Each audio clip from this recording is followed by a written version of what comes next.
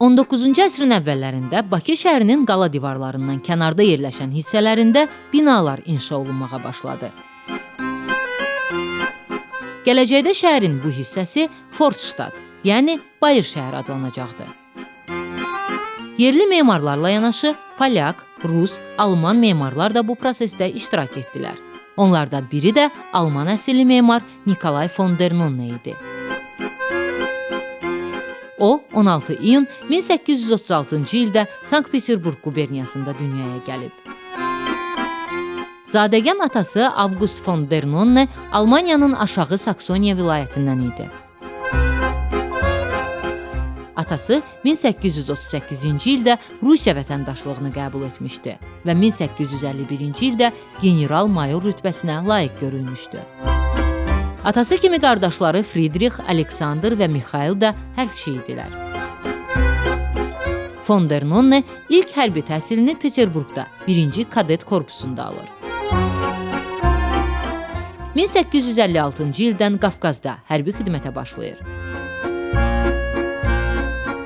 Mühəndis istehkam bölüyündə xidmət edən Nonne, Andi Göysu çayı üzərində 19 əskərlə birlikdə körpü inşa etdiyi üçün ona 4-cü dərəcəli müqəddəs Georgi ordeni verilir.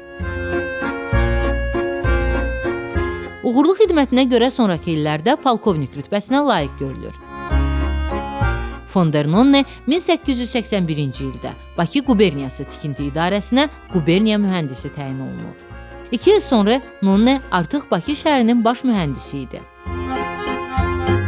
O, ailəsi ilə birlikdə indiki Nizami küçəsində yaşayıb. Bir müddət sonra isə Bayıla köçüb. Nonnenin həyat yoldaşı Mariya Pavlovna ədib idi. O, Bakının tarixi haqqında oçerk yazmışdı. 1884-cü ildə Nonne Rus Texniki Cəmiyyətinin Bakı bürosuna sədr seçilir. O, Qara şəhərin abadlaşdırılması, şəhər kanalizasiya sisteminin qurulması, sanitariya vəziyyətinin yaxşılaşdırılması ilə bağlı təkliflər edir. Bakı şəhərinin baş planında kanalizasiya sistemləri sxemini hazırlayır. Bu, sanitariyanın yaxşılaşdırılması istiqamətində mühüm addım idi və şəhərdə yayılmış infeksion xəstəliklərin azalmasında böyük rol oynayır. Bakının Bayır şəhər hissəsinin inşa olunmasında Nonnenin böyük rolu olub.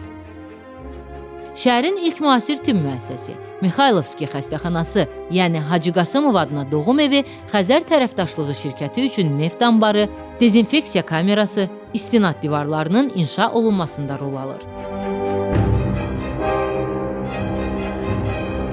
Təcrübəli memar Abşeronda içməli su mənbələri tapılması üçün yaradılmış komissiyaya da üzv olur. Küçələrin yenidən qurulması və örtüklənməsində əməyini əsirgəmir.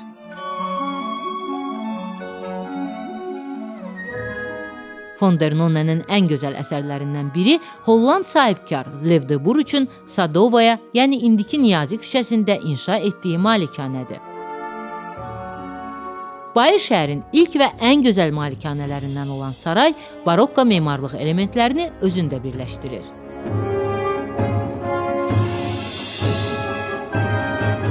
Sifarişçi de Boer'a burada yaşamaq qismət olmur. Çünki inşa bitməmiş 1889-cu ildə de Boer vəfat edir. 1895-ci ildə inşası yekunlaşan binanın bir hissəsində onun ailəsi, digər hissəsində isə de Boer'un da pay sahibi olduğu Xəzər tərəfdaşlığı şirkəti yerləşir. 1918-ci ildə mülk Britaniya komandanlığının əlinə keçir. İngilis ordusu Bakıya daxil olanda qərargah kimi bu sarayı seçir. 1919-20-ci illərdə isə bu binada Azərbaycan Xalq Cümhuriyyətinin Xarici İşlər Nazirliyi yerləşib. Azərbaycan Kommunist Partiyası Mərkəzi Komitəsinin birinci katibi Mircəfər Bağırov da bir müddət burada yaşayıb. Hazırda isə binada Azərbaycan Milli İncəsənət Muzeyi fəaliyyət göstərir. Von der Nonne Azərbaycan tarixinə həm də Bakının ilk rəsmi baş planının müəllifi kimi düşüb. Bakı şəhər duması onun şəhəri yaxşı tanımasına, geoloji və memarlıq biliklərinə arxalanaraq 1897-ci ildə bu vacib vəzifəni məhz Fon der Nonneyə həvalə edir. Fon der Nonne Bakının radioaktiv, tozlu, isti və küləkli iqlimini nəzərə alaraq plan tərtib edir. O, bayır şəhərdə inşa edilən binalarda daxili həyətlərə üstünlük verir, piyadaların axıcı hərəkətini təmin etmək üçün heç bir artırılmanın olmaması şərti ilə geniş səkilər salır, küləyin qarşısını kəsməmək üçün küçələrin nizamlı inşasını xüsusi dəqiqliklə işləyir. Şəhərin baş planı 1899-cu ildə Qafqazın baş mülki rəisi tərəfindən təsdiq olunur. Bayır şəhərin planı aydın düzbucaqlı tor şəklində hazırlanmışdı. 1899-cu ildə hazırlanan Bakının baş planı dövrünün mühüm memarlıq əsəri idi. Burada içəri və bayır şəhər yüksək ustalıqla əlaqələndirilmiş, şəhərin sənaye və yaşayış, ticarət və ictimai məkanları bir-biri ilə mükəmməl vəhdət təşkil etmişdi. Fon der Nonne 1898-ci ildə Bakı şəhər dumasının sədri seçilir.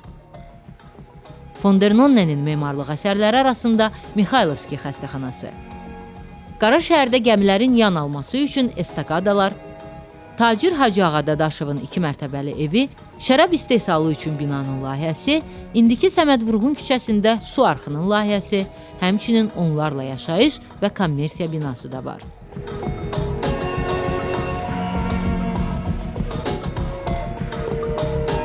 Fon der Nonne səhhətindəki problemlərə görə 1902-ci ildə Duma sədri vəzifəsindən ayrılır və qızının yanına Tiflisə gedir. Bakının ilk baş planının müəllifi kimi tarixə düşən Fon der Nonne 1908-ci ildə Tiflisdə vəfat edib. Nonnenin memarı olduğu Azərbaycan Milli İncəsənət Muzeyində Prezident İlham Əliyevin sərəncamı ilə müxtəlif illərdə əsaslı təmir və yenidən qurma işləri görülüb.